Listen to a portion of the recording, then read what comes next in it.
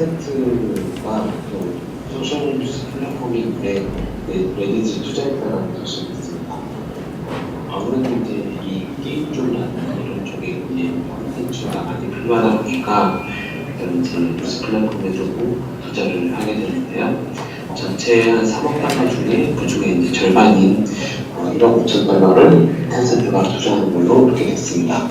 아무래도 텐센트 같은 경우에는 바이든댄스의 지금 최근 뜨고 있는 틱톡 같은 서비스를 좀 견제할 수 있는 하나의 글로벌 시장에서의 이슈가 좀 되지 않을까. 왜냐하면 지금 미치시라는 중국의 가장 큰 모바일 메신저이긴 하지만 중국 내수 시장에서는 엄청나게 많이 쓰고 있지만 글로벌 시장에서는 이제 한 1억 원 정도의 MAU가 나오고 있는 상태이기 때문에 이런 부분을 좀 보강하기 위해서 지금 뉴스 플랫폼에다가 투자를 하고 있는 그런 상황입니다. 한편으로는 가점을 인수하고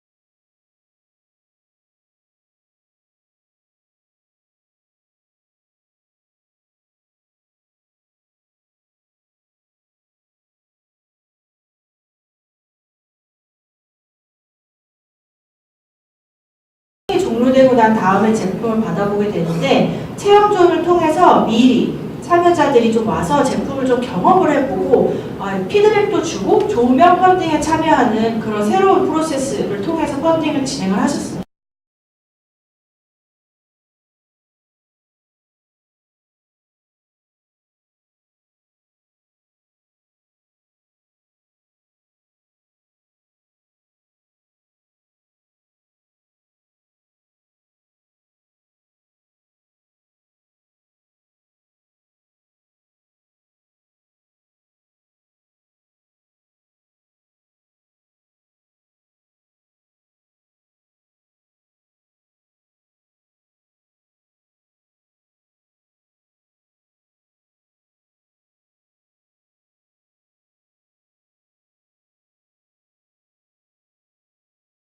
그리고 뭐 고객들 되게 신시얼하게 그 제품을 서비스를 이용하고 있는 고객들이 있었고, 그리고 기업 설명회를 오프라인에서 했는데 이때 되게 신뢰도라던가 진정성이 많이 전달이 됐다고 해요. 그래서 15억 원까지 달성을 할 수 있지 않았나 싶고요.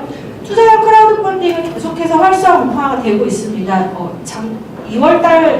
2월 초에 그 금융위원장이 코넥스 시장 활성화 방안도 발표를 했는데, 요거 역시 크라우드 펀딩을 좀 장려할 수 있는 하나의 루트라서 유의 깊게 보셔도 좋을 것 같아요. 크라우드 펀딩 투자형을 성공한 기업은 코넥스 상장을 할 때 특례가 주어집니다. 그런데 코넥스 시장이 현재 그렇게 활성화되어 있지 않거든요.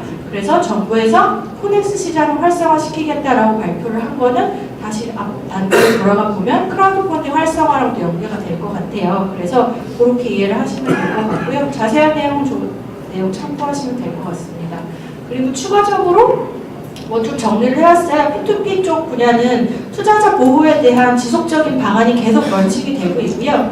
블록체인 같은 경우에는 되게 시장에서 여전히 부침이 많은 상황인데, 기존에 서비스를 제공하는 왓챠라든가 메이드의 산타토익이라든가 하는 그런 서비스 제공하는 스타트업에서 블록체인을 결합한 새로운 시도가 나오고 있습니다. 그래서 시장은 점점 긍정적으로 발전하고 있다라고 보시면 될 것 같고요. 그리고 이제 현재 크라우드 펀딩을 통해서 모집된 금액은 이렇게 아래에 정리해 두었으니 참고하시면 될 것 같습니다. 감사합니다. 네, 지난번에도 제가 정보사업에 대해서 좀 설명을 드렸는데 오늘도 한 번 더 강조해 드릴 거고요. 그 다음에 포인트 좀 몇 가지 짚어드릴게요. 자, 일단은 이 두 가지를 기억하시면 좋을 것 같습니다. 제품 만드는 것도 중요한데 판매와 마케팅의 차이점을 아시고 사업 계획서를 쓰시면 조금 더 편하실 거예요. 판매 같은 경우에는 이제 어떻게 팔까? 그거에 따라서 어떻게 팔까를 고민하죠. 근데 우리가 실제로 고민해야 될 거는 판매가 아니라 마케팅이거든요. 어떻게 하면 고객들이 마음을 움직이고 필요한 것들을 내가 만들어낼 수 있을까? 또 팔 수 있을까? 욕구도 마찬가지고 수요층에 따라서 내가 전략도 달라지는 거죠, 실제로.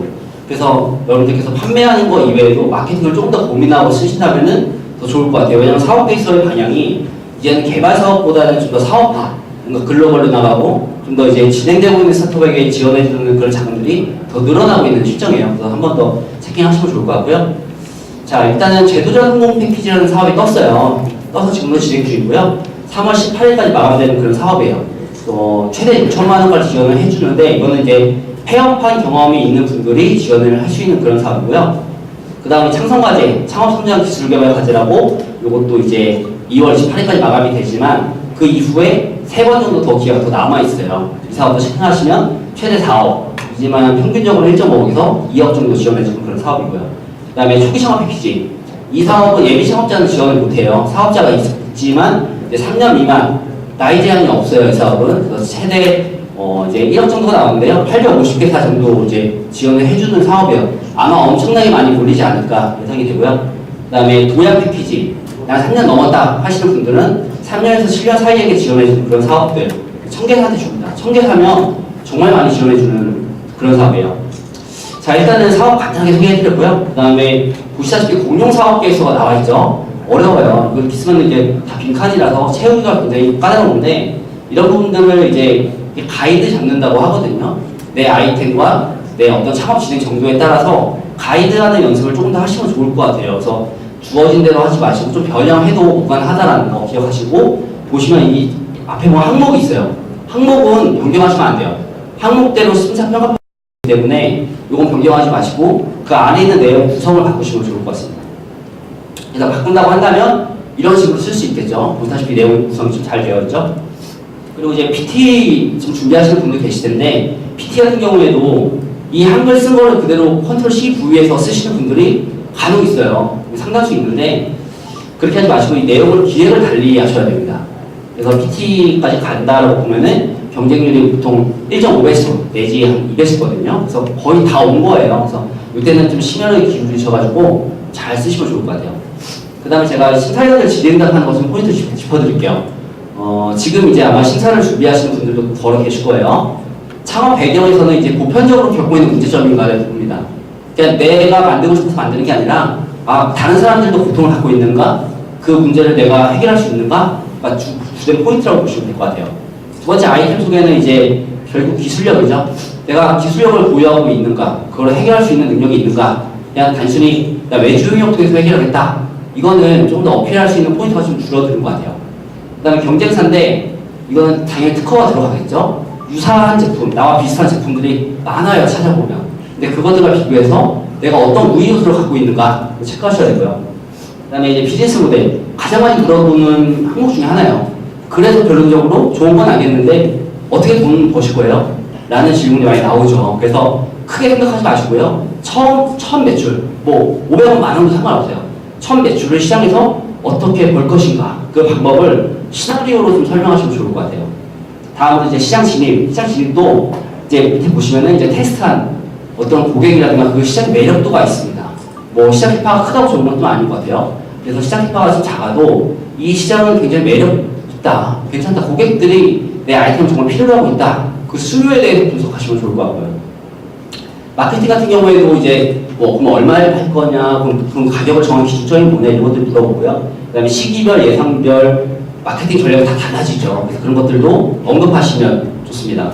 다음에 이제 팀 소개인데 이게 제일 중요한 게 뭐냐면 지금 내가 만들고자 하는 그 아이템이 나의 경력과 학력과 어떤 상관관계가 있냐라는 거예요. 그래서 그 너무 무관하게 그냥 갑자기 아이디어가 떠올랐어요. 보다는 조금 더 연관성이 있다는 걸 어필하시면은 이제 포인트로 될 것 같고요. 이제 정부 사업 같은 경우는 고용 되게 중요하게 생각을 하고 있죠. 그래서 몇 명 고용해서 내가 성과 낼 거다. 마지막으로 고객에게 어떤 베네핏을 제공할 것이냐라는 걸 포인트로 좀 짚어드렸습니다. 아마 2차 PT 이제 준비하시는 거 되게 정신 없으실 텐데 오늘 좀 간단하게 좀 몇 가지 짚어드렸는데 이것들을 좀 상기시키면서 자료 만드실 때 좀 추가하시면 좋을 것 같습니다. 강의는 여기까지 하겠습니다. 네, 저는 BAT 특허 법률사무소 정태균 변리사입니다. 오늘 제가 이번 달부터는 몇 달 동안은 좀 생각한 게 보통 제가 상담을 하다 보면은 기술하시는 분들은 저 특허를 내야 될 것 같습니다. 전 뭐 아니면 다른 거 하시는 분들은 상표를 내야 될 것 같습니다. 이렇게 뭐 한정을 하고 오시는 경우들이 많더라고요. 그래서 지재권이 사업 측면에서 각 분야마다 어떻게 같이 활용이 되는지를 좀 말씀을 드릴 필요가 있겠다고 생각을 했습니다. 그래서 이번에는 앱 서비스 쪽에서 말씀을 드리고 다음 달에는 하드웨어 쪽인 측면 이런 걸로 좀 차례대로 좀 말씀을 드려보려고 하는데요. 그 다음에는 상표 디자인 이렇게 말씀드립니다.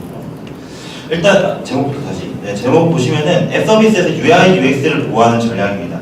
UI UX 하면은 뭘로 보여야 될까 생각이 잘 안 되실 수도 있는데요. 일단 서비스의 사용성, 편의성을 높여주는 UI UX를 보호할 필요성을 느낍니다. 그걸 이제 좀 편하게 만들기 위해서 어떻게 만들까에 대해서 고민을 많이 하시겠죠. 그래서 제일 유명한 거는 밀어서 잠금 해제일 겁니다. 요게 뭐 특허 이슈도 많아 소동도 있었고 그런데 그래서 딱 찍고 끌면은 풀리는 거죠. 그게 밀어서 잠금 해제인데 이게 이제 특허로 등록받았던 케이스입니다. 말을 뭐 조금만 간단히 설명해 볼게요. 앞에 전제부분 넘어가서 이 단계 하나하나가 수행이 되는 거를 되면은 그게 특허 침해가 되게 됩니다. 그래서 뭐 터치 감지가 접촉이 되는지 검출을 하고 그 다음에 검출이 되면 따라서 잠금 해제 이미지를 이동시키면은 그에 따라서 끝까지 뭐 지금 사전 결정된 제스처에 대응되면은 해제한다 이렇게 돼 있습니다.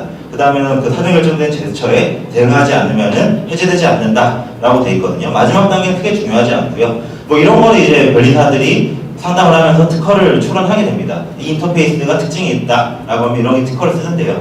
보시면 몇 가지만 말씀드리면 사전 결정된 표시 경로예요. 뭐 앞에서 좌에서 우로 이렇게 쓰지 않습니다. 변리사들은 넓게 특허를 받기 위해서 어떻게 하면 좀 더 표현을 넓힐까에 대해서 고민을 하게 됩니다. 그리고 여기서도 사전 결정된 제스처예요. 앞에서 끝까지 도달하면 이렇게 쓰지 않습니다. 사전 결정된 제스처가 어떤 거든 그렇게 도달하면은 된다라는 식으로 쓰게 되거든요. 어쨌든 이러한 식으로 특허를 받을 수 있습니다. 그리고 이제 엣지 디스플레이를 이용한 건데, 이런 디스플레이 예전에 이제 삼성에서 엣지 처음 냈을 때죠. 요거에 대해서 측면부를 어떻게 쓸까에 대해서 인터페이스 특허입니다. 요거는 전에도 한번 말씀드린 적이 있긴 한데 제가 발명자입니다. 네, 제가 낸 특허예요. 요 디스플레이를 보고 아 이거 너무 쓸데없다. 이 디스플레이를 어떻게 하면 활용성 있는 UI로 쓸까에 대해서 고민을 하다가 제가 특허를 냈습니다. 그래서 이 디스플레이에 어떤 식으로 쓰냐면, 게임을 할 때 인터페이스가 너무 그 모바일 게임은 뭔가 많이 가리잖아요. 아이콘이 많아지면. 그래서 그거를 요 화면은 가리지 않고 빼자 라고 이 부분을 나누어 가지고 각각의 셀에다 아이템과 스킬을 매칭시켜서 밀어서 넣는 방식, 이렇게 하면 되겠다라고 해가지고 그걸 특허로 냈던 겁니다. 그래서 이러한 인터페이스 방식도 특징이 있으면 특허가 될 수 있다는 거죠. 예, 그래서 이제 제가 작성했던 작성했던 흐름입니다. 이런 식으로 해서 이 UI 자체가 기술적으로 뭔가 특징을 강조할 수 있다 그러면 특허를 낼 수 있습니다. 근데 이제 특허가 되기 힘든 경우도 있어요. 기술적으로 강조하기 어렵다라고 하면 이제 디자인의 도움을 받습니다. 일단 부분 디자인이라는 걸 조금 이해하실 필요가 있는데, 이건 어떤 거냐면 제가 컵을 만들었어요. 만약에 제품을, 이 컵을 만들었는데 손잡이 부분이 제가 보호받고 싶은 부분입니다. 숟가락을 뒤집어 꺾어 놓은 듯한 이런 느낌인데, 만약에 이 컵을 만들어서 디자인 실현했는데 동그랗게 만들어서 바꿔버리거나 하면 피해갈 수 있겠죠. 근데 그런 걸 피하기 위해서 중요하지 않은 부분을 정선 처리하면은 컵은 컵인데 이 손잡이를 따라하기만 하면은 이 점선 부분이 바뀌기만 해도 다 침해다 라는 식으로 하는 게 부분 디자인입니다. 요 얘기를 말씀드리는 이유가 뭐냐면, 화상 디자인이라는 게 거기서 또 파생돼서 나온 게 있어요. 사례를 좀 말씀드려볼게요. 요런 게 화상 디자인이에요. 어떤 거냐면 화면에 뜨는 것 자체를, UI 자체를 내 권리로 하고 싶은 거예요. 근데 그 모바일 디바이스가 바뀌더라도 내 걸 똑같이 따라하면 침해다라는 걸 주장하고 싶은 거죠. 그래서 디바이스 부분은 다 정선 처리를 했어요. 그리고 화면에 뜨는 것만 실선 처리를 합니다. 이렇게 하면은 내 UI 형태와 유사하게 만들게 되면 디자인권 침해가 되게 돼요. 이런 식으로도 디자인으로 UI를 보호할 수 있습니다. 애플이 이런 걸 많이 하고 있고요. 그래서 이 롤링 페이지라는 인터페이스 자체를 특허로 받기는 어렵고 해서 디자인으로 등록을 받았고요. 그러다 보니까 이제 뭐 안드로이드 쪽이나 네이버나 이런 쪽에서는 그런 직관적인 UI를 쓸 수가 없게 된 거죠. 그래서 플러스 마이너스 숫자 입력 이런 식으로밖에 할 수가 없었습니다. 자, 그리고 최근에 또 이제 광고를 열심히 하고 있습니다. 나와 다른 직업의 사람을 만나고 싶어, 이런 거 광고를 보셨나요? 네, 거기 보시면 이게 이제 스와이핑을 하면서 하는 소셜 데이팅 앱인데, 여기서도 미국에서 디자인 등록을 받아놨어요. UI 자체를. 이거 써보신 분도 있으실 거고 아니면 뭐 쓰는 걸 본 적도 있으실 텐데, 관심이 있으면 오른쪽으로 스와이프, 관심이 없으면 왼쪽으로 스와이프하는 방식입니다. 그러다 보니까 디자인에서는 스와이프하는 도중에 있는 형태, 이걸 디자인으로 등록을 받았어요. 그리고 보시면은 중요하지 않은 부분들, 바뀌어도 되는 부분들은 정선 처리를 하고 바뀌지 않아야 될 부분만 지금 실선 처리를 해놨습니다. 이런 식으로 해서 나의 UI를 보호를 받을 수 있습니다. 네, 그리고 또 UI 외에도 이런 디자인을 보호할 수 있는 앱 아이콘도 보호를 할 수 있어요. 이건 다음에 상표랑 얘기를 드릴 때 또 말씀드릴 텐데, 이 디자인 자체도, 이 앱 디자인 자체도 화면에 뜨는 거잖아요. 그래서 이것만 실선 처리해가지고도 등록을 받을 수 있습니다. 이런 식으로 UI를 보호하는 방식은 특허, 기술적으로 보호할 수 있는 특허로, 뭔가 그게 부족한데 디자인이 뭔가 보호를 받아야 된다라고 하면 디자인권으로 이렇게 보호를 받을 수 있습니다.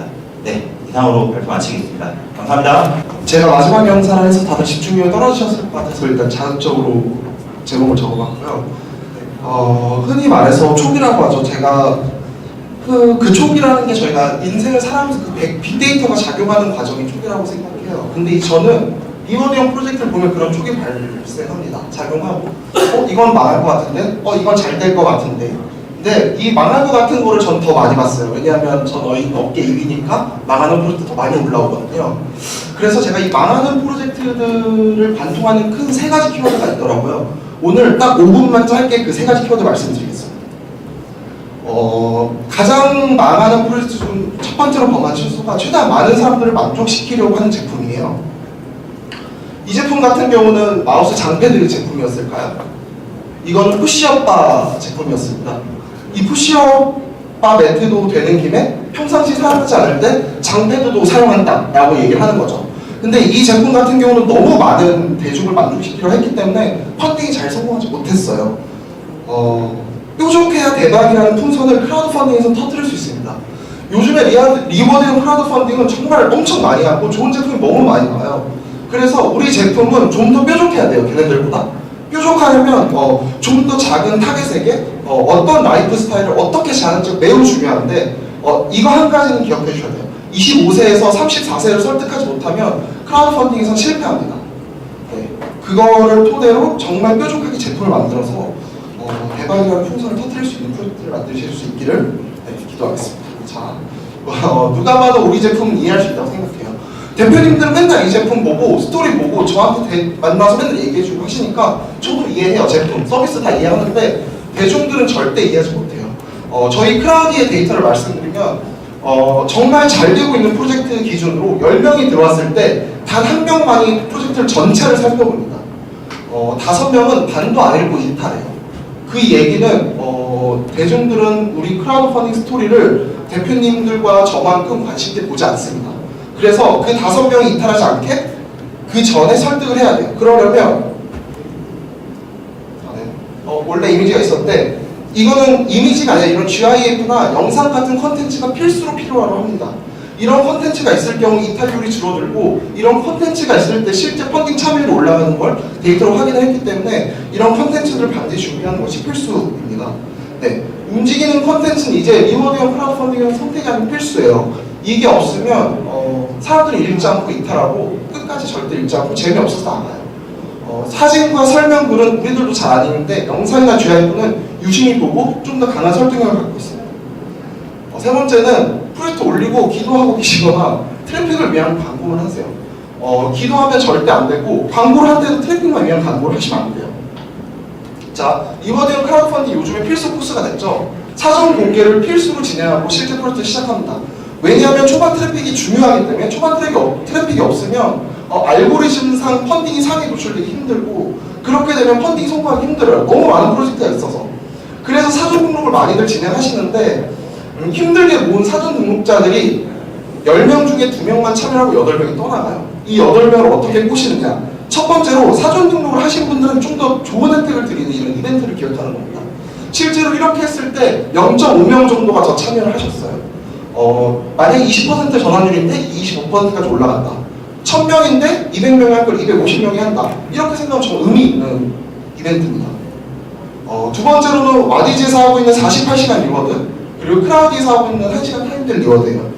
이런 장치가 정말 재밌는데 사전 등록자들 8명을 꼬시기 위한 두 번째 장치죠. 특정 한정 시간 동안 할인된 가격을 제공함으로써 사전 예약자들이 생각이 많아지는 걸 방지하고자 하는 장치예요. 지금 안 하면 펀딩이 이 가격으로 절대 못 돌아오고 그러면 일단 펀딩 해놓고 고민하자. 이렇게 저희는 프로세스를 가져가면 참여율이 정말 극단적으로 올라갑니다. 실제로 저희가 진행한 사례 중에 2명 함께 4명까지 참여를 했어요.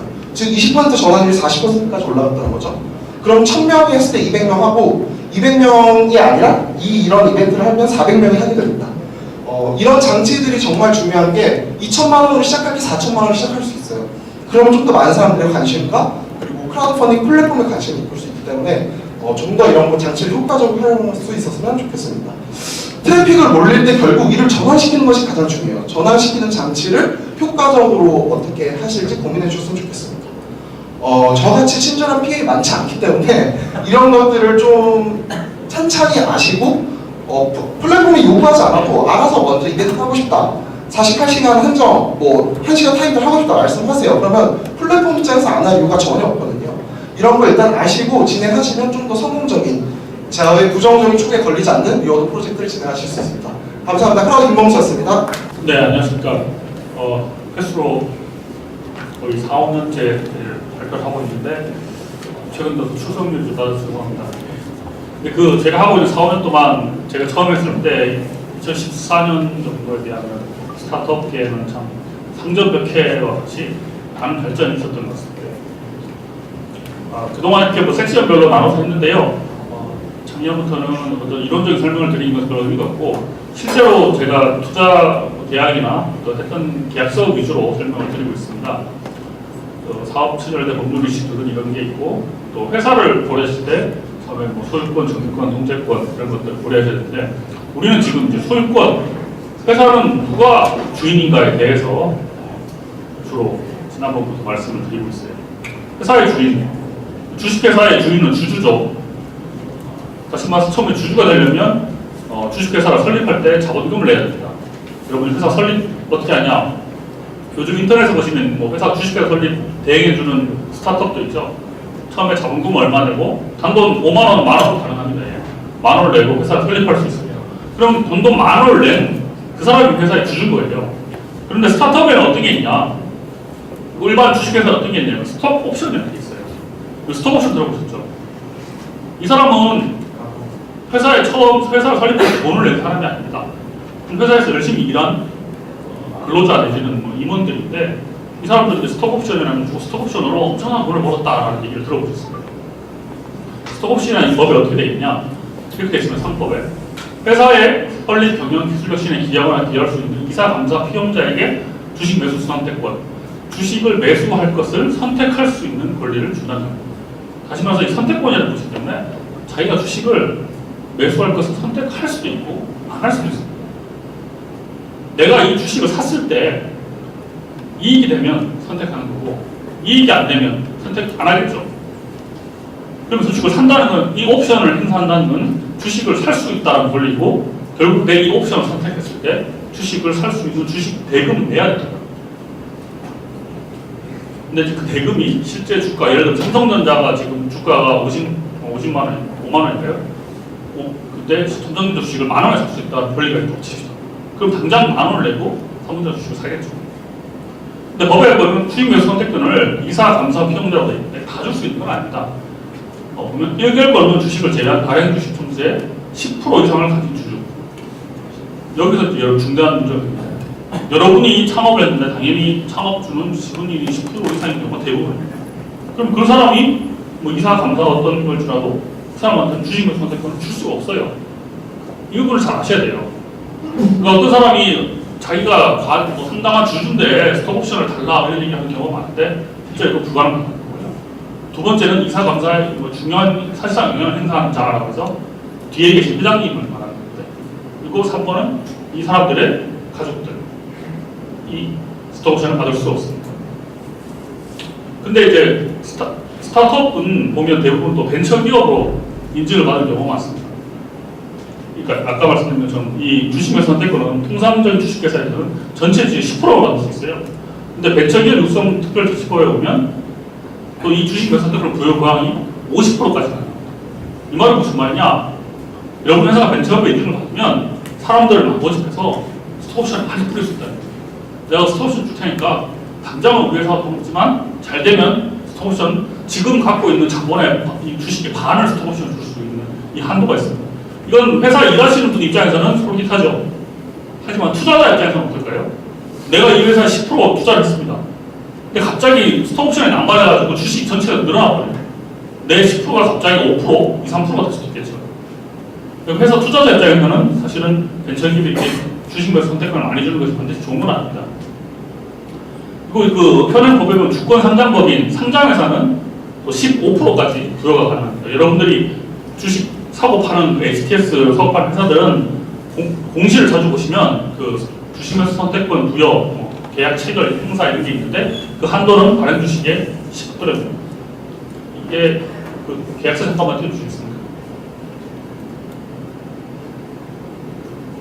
계약서, 그 PDF로 되는 계약서. 예. 제가 실제로 이 계약서를 어떻게 쓰냐. 이 주식회사와 누구는 이 주식 매수 선택권 부여하려면 주총이 결의를 거쳐야 되죠. 그래서 주식 매수 선택권을 부여한다. 부여라는 말은 무엇이냐? 내려준다는 겁니다. 선택권이라는 것을 권리를 내려주면 나는 이걸 보고 적절한 때에 유리하면 행사하는 거죠. 그래서 주식의 종류와 수를 정하고 그 다음에 부여일은 언제가 되고 행사 가격 이 말은 지금 2,000원 돼 있죠. 그러니까 네가 이거 받아서 행사하려면 2,000원은 내. 회사 2,000원을 내야지 내가 이 주식을 받는 거예요. 그럼 이 주식의 가치는 2,000원을 훨씬 초과해야지 이득이 되겠죠.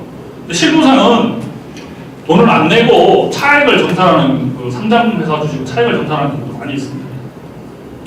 그리고 행사 가운데 주식수의 조정은 처음에 주식수는 25,000주를 했지만 회사 이 처음에 부여 이후에 회사의 주식수가 변동이 많이 있을 수 있습니다. 그 경우에 무상증자 배당 이런 경우에 주식수를 일정의 산식에 맞춰 조정한다는 내용이고요. 그리고 회사 합병됐을 때 마찬가지고요. 중요한 것은 이제 그리고 행사 기간이 있습니다. 선택권은 언제부터 언제까지 행사해야 된다. 지금 여기 보시면 이제 4년 동안 기간이 되죠. 4년. 그리고 2년 이내 퇴임 시 퇴직 조치라서 이게 이제 가장 크리티컬 이슈인데 법에 따르면 주식 매수 선택권을 행사하려면 회사에 2년 동안 재직해야 됩니다. 2년 동안. 그러니까 내가 아무리 뭐 대주주나 친하다고 해서 1년 뭐 6개월 근무했는데 나 스톡옵션 주세요? 줄 수가 없어요. 당연히. 그러면 예를 들면 2년 중간에 예를 들면 내가 갑자기 아파가지고 회사 그만뒀어요. 다른 일이 있어가지고. 그러면 받을 수 있을까요? 중간에 내가 하려고 했는데 사고가 났습니다. 회사의 기여를 정말 많이 했어요. 이 사람 때문에 회사가 정말 엄청 성장했어요. 근데 1년 11개월하고 한 달 남겨놓고 사고를 당해가지고 회사에 못 나옵니다. 받을 수 있을까요? 못 받습니다. 대법원 이 소송까지 제가 대법원 소송까지 나고 결국 2년을 못 채우면 아무리 열심히 해도 스톡옵션을 못 받습니다. 그리고 이제 예를 들면 스톡옵션을 받았습니다. 2년 근무 받았는데 그 사람이 갑자기 죽었습니다. 그러면 상속인이 상속받을 수 있습니다. 그런데 2년 되기 전에 다시 말해 받기 전에 행사하기 전에 2년 되기 전에 돌아가신 경우에는 누구도 받을 수 없죠. 그리고 이제 취소 사례는 뭐 그 전에 회사에 어떤 경쟁업체에 간다거나 뭐 회사에 손해를 가했을 경우에는 취소된다. 그리고 이게 일반적인 내용이고요. 이 내용은 마치 여러분이 어떤 것에 있을 때 스톡옵션이라는 권리를 받은 거에 불과하고 실제 이것을 행사하기 위해서는 다시 또 회사에 2년 동안 근무를 하고 적절한 시점에 행사를 행사하고 돈을 납입하든지 신주를 받든지 하는 절차를 거쳐서 주식을 받게 되는 겁니다. 이게 꼭 스톡옵션이라는 게 상장 주식 말고 비상장 주식에서도 비상장 회사 여러분이 운영하시거나 관여하시는 대부분에서 비상장 회사죠. 비상장 회사에도 이런 스톡옵션을 많이 주고받고 스타트업도 이 스톡옵션을 위해서 지분율이 변동이 됩니다. 그게 맞춰서 전체적인 주식수가 결정이 되고 나중에 회사가 뭐 M&A가 투자되든 뭐 별도의 다른 방법의 금전을 받을 때 이런 것들이 여러분들이 받게 되는 대가의 기준이 되는 거죠. 그래서 여러분들이 근로자라서 스톡옵션을 받으시거나 아니면 오너 입장에서 경영자 입장에서 스톡옵션을 줄 때 이 내용들을 정확하게 파악하시고 근무를 하시기 바랍니다. 감사합니다. 네, 캘커타 고유다입니다. 오랜만에 뵙는데요. 그래서 오랜만에 참석 담아왔습니다. 오늘 토픽은 AI 서비스 케이스하고 2019년에 컨텐츠 마켓이 어떻게 인더스트리에 변화가 있었는지 소개해드리겠습니다. 오늘 처음 소개하는 내용이 좀 있습니다. 일단 앱마켓을 볼 때 사실은 재밌냐, 좋냐, 결제하냐 이런 부분도 있지만 개발사 입장에서는 우리 유저가 얼마나 있고 액티비티가 오르고 어떤 데서 결제가 일어나냐 사실 이걸 가지고 고민을 하고 마케팅 하거든요. 근데 현실은 이래요. 애플 따로 구글 따로 다 받아다가 전표 치는 거와 똑같이 분석을 해야 되는 게 현실입니다. 그래서 돈을 쓰죠. 또 하나 앱 마켓에 어떻게 변화가 생겼냐면은 이제 더 이상 여지도 없이 여기 조그만 0.21% 600개 중에 5개만 유료 페이드 앱이고요. 다 무료 앱에서 부분의 결제로 가는 시장으로 넘어갔습니다. 그러니까 비즈니스 모델을 선택하실 때 좀 신중히 하셔야 되고요. 그 다음에 지난 연말에 마지막으로 이제 오른쪽 왼쪽에 앱이 좀 같은 것도 있지만 다른 부분이 인기가 있고 유저가 많다고 해서 돈을 벌지 못해요. 그래서 이쪽에 보이시는 게 바로 결제가 많이 일어난 앱이에요. 그래서 어떤 서비스들이 프로덕티비티, 생산성을 올리고 비즈니스를 잘 할 수 있느냐에 대한 부분인데 그것 때문에 좀 전에 보셨던 그런 마켓 사이즈를 저희가 데이터 마이닝을 통해서 분석을 해보니까 이 파란색 동그라미가 게임 인더스트리가 전체를 리드하고 있습니다. 상당히 크죠. 게임 다음이 사진, 그 다음에 소셜, 그리고 라이프 스타일 이 세 가지 카테고리들이 모바일의 한 축을 이루고 있습니다. 또 짠! 이렇게 보시면은 인더스트리별인데 이 버블의 색깔이 산업별 블루고요. 이 보라색이 바로 엔터테인먼트인데 여기서는 넷플릭스가 강자를 보이고 있고요. 그 다음에 가장 초록색 버블이 제일 많은 부분이 게임 인더스트리입니다. 있습니다. 그래서 게임은 한두 제품이 아니고 여러 가지의 좋은 게임사들이 큰 영향력을 가지고 있고요. 그 밖에 엔터테인먼트 외에 있는 라이프스타일이나 그 다음에 여기 보시는 것처럼 헬스케어가 굉장히 두드러지게 약진하고 있는데 아쉽지만 한국은 아직 헬스케어는 뜨지 않고 있습니다. 그래서 비즈니스 임팩트를 보실 때 실제로 여기 보시는 것처럼 게임이 주류를 이루고 있지만 산업적으로 보게 되면은 게임이 사이즈는 크지만 실제로 매출하는 부분에서도 다르고요. 이런 것들 때문에 산업별로 볼 때 생산성을 위주로 하느냐, 여행이냐, 교육이냐 이런 산업 외에 요새 좀 많이 뜬 게 푸드입니다. 푸드테크 해서 이런 산업 분야에 있는 서비스들이 많이 사용자들을 끌어들이고 빨아들이고 있고요. 또 하나, 이 지금 파란색 버블을 자세히 보시게 되면은 누구냐 하는 부분인데 이 파란색 동그라미들이 전부 게임사입니다. 그래서 여러분 너무 잘 아는 블리자드, 그 다음에 킹사, 그 다음에 슈퍼셀 이런 회사들이 하나하나의 버블을 가지고서 영향력을 큰 메이저 회사들이 리드하고 있고요. 그 밖에 제가 고벤처에서 작년에 많이 소개했었던 동영상 편집 앱 틱톡 안에 이제 이코시스템이 많이 나왔죠. 그래서 유튜브가 아니고 틱톡이 오히려 유튜브에 어퍼컷을 치고 올라가고 있는 요즘입니다. 이런 식으로 해서 iOS나 안드로이드나 디퍼런스한 부분도 있고 결제 부분으로 갔는데 사실은 이래요.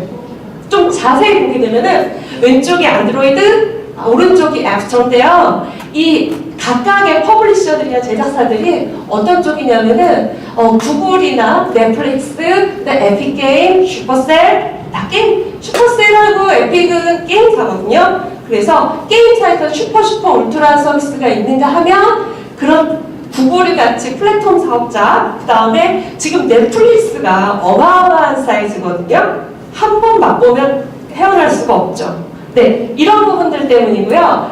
한 게임사에서도 보면은 킹닷컴이라는 회사 같은 경우도 여러 가지 제품이 있는데 사실 제품들 중에서 잘 키운 자식 하나가 여럿을 먹여 살리고 있습니다. 보시는 것처럼 캔디 크러쉬사가 원조 게임이 다른 제품 18개나 되는 다수의 제품보다도 잘 키운 자식 하나가 회사를 먹여 살리고 있고요. 반대로 한국, 미국, 일본 이 세 걸쳐서 보게 되면은 유저가 이 파란색과 빨간색 바의 차이는 유저가 많아도 파란색이 결제율입니다. 그래서 결제율이 또 갭이 있어서 서비스에 유저를 많이 모았다고 해서 반드시 돈을 버는 게 아니다. 특히 오늘 같은 경우도 글로벌 회사를 만났는데 우리 다 알아요. 안드로이드 유저가 훨씬 많죠. 그러면 그 회사에서 매출도 안드로이드가 훨씬 많아야 되는데 결제율은 iOS와 안드로이드가 거의 비슷하다고 하셨습니다. 엔터테인먼트 회사였고요. 그래서 우리가 유명한 퍼블리셔들을 볼 때 이 회사가 진짜 잘 나가느냐를 볼 때는 이렇게 슈퍼 퍼블리셔가 어떤 애가 영향권이 크게 유저도 모으고 돈도 모으는지 데이터 분석을 통해서 이렇게 저희 회사가 좀 더 보여드릴 수 있고요. 그 다음에 작년부터 올해까지 계속 나오는 게 빅데이터 앤드 AI입니다. 여기 고벤처에서도 AI 많이 얘기했는데 저희 이 시간을 되게 기다렸어요. 과연 AI로 된 게 무엇이 있을까에 대한 건데 짤막하게 소개해 드릴게요. 인공지능으로 과연 서비스가 있을까? 몇 가지 있죠. 그러면 뭐가 있을까 본다면 오른쪽하고 왼쪽하고 버블 사이즈가 다른데 그 이유는 미국과 한국에 서비스되고 있는 AI 베이스도 돼 있는 서비스가 이렇게 많이 산업구조가 다릅니다. 이 산업구조가 다른데 한국의 가장 특이한 점 에듀테인먼트 쪽에 집중적으로 많이 있다. 엔터테인먼트랑. 미국은 근데 게임, 엔터테인먼트, 프로덕티비티, 에듀케이션, 헬스케어까지 다양한 버블 사이즈로 인공지능이 산업이 많이 물에 올라 있고요. 심지어 일본 스타트업 같은 경우는 AI 베이스로 한 서비스들을 많이 내서 샌프란시스코나 시애틀에 서비스를 하고 있어요. 근데 AI는 앱스토어에 유통되고 있는 350만 개의 앱 중에 불과 0.0003%, 약 500개의 앱만 현재 서비스 중입니다. 즉 아직 늦지 않았어요. 그리고 마켓에 바로 들어오기가 쉽지 않은 영역인 건 확실하고요. US 마켓에서는 여기 보이시는 앱들이 바로 현재 인공지능을 기반으로 한 서비스 사례고요. 여기가 한국인데 게임 다음에 바로 에듀케이션 쪽으로 인공지능, 머신러닝 뭐 이런 등등의 기술을 기반으로 해서 현재 서비스를 하고 있습니다. 예, 그런 거 외에 또 뭐 이런 케이스들은 구경시켜드리자면 MS에서는 이제 포타나 어시스턴트, 그 다음에 하운드, 그 다음에 구글의 알로, 그 다음에 로빈에서 나온 로빈을 도와줘 할 때는 그 로빈의 로빈, 그 다음에 엘사는 랭귀지 러닝 서비스, 그 다음에 이거는 매스매틱 수학 러닝 서비스, 그 다음에 요게 좀 특이해요. 그러니까 챗봇이 아니고 캐릭터로 자기를 표현하는 건데 이거를 인공지능으로 해서 나의 아바타 같은 거를 인터랙티브하게 해서 본인의 프로필들의 아바타를 활용하고 있고요. 얘가 바로 AI로 일본에서 뜨고 있는 대화형으로 멘탈 케어 해주는 서비스입니다. 그러니까 챗봇을 뛰어넘은 거죠, 좀. 그래서 외롭고, 이게 일본 애들이 외롭고 오다쿠 이런 거 많잖아요. 그래서 이거를 심리 상담을 이제 AI 기반으로 해서 병원 안 가도 돼요. 그 다음에 애플의 폼으로 간 결국은 따라라라라 이 노래 뭐지? 했을 때 찾아줬던 샤잠.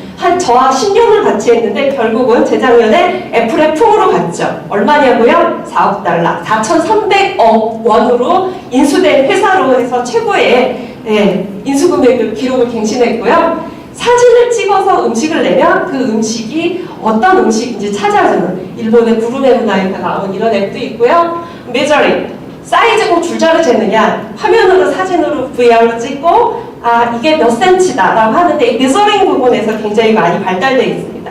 여기까지입니다. 감사합니다. 네, 안녕하세요. 처음 뵙겠습니다. 저만 강원도에서 온 줄 알았더니 아니어서 반갑기도 하고 시간이 짧기 때문에 저희 소개 준비한 자료를 좀 말씀을 드리려고 합니다. 창업진흥원에서 전부 지원사업들, 창업 관련된 지원사업들 굉장히 많은데 여러분들이 그 중에서 어떤 걸 선택해야 가장 좀 합리적으로 또 성공 가능성을 높일 수 있는가에 대해서 좀 말씀을 드리려고 하고요. 이왕이면 여러분이 보신 것들 중에서 다양한 선택지 중에서 제도전 성공 패키지라는 사업에 대해서 좀 관심을 가져줬으면 차원에서 좀 말씀을 드리겠습니다. 저는 강원창조경제혁신에서 나왔습니다.